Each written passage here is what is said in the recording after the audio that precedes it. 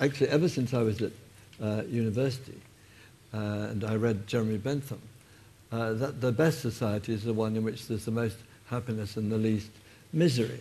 And it seems to me that is the only defensible view you can take of how to judge the quality of a society. And of course that was the mainstream view in late 18th and 19th centuries.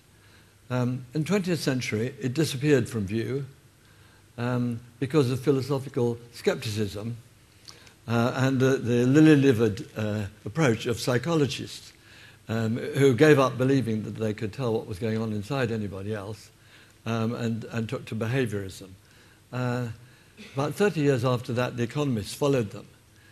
And so you got the situation where economics had been founded as a way of thinking about what would be the conditions, especially the economic arrangements, most conducive to the happiness of the population. And in the 20th century, they gave that idea up because they thought they couldn't think about what was going on inside people. All they could think about were essentially the purchasing power that people had.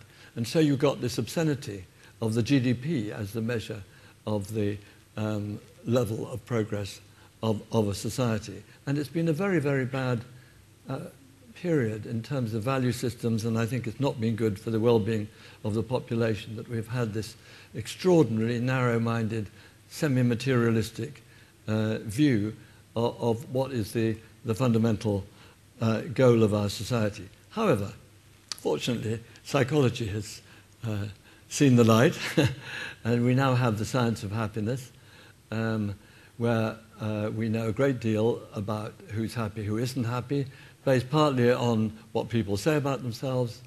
That's the main evidence, but we also know that there's good correlation between what people say about themselves and the electrical activity in the relevant parts of the brain. So we can claim that we have objective knowledge, at least with some measurement error, of what is going on inside people.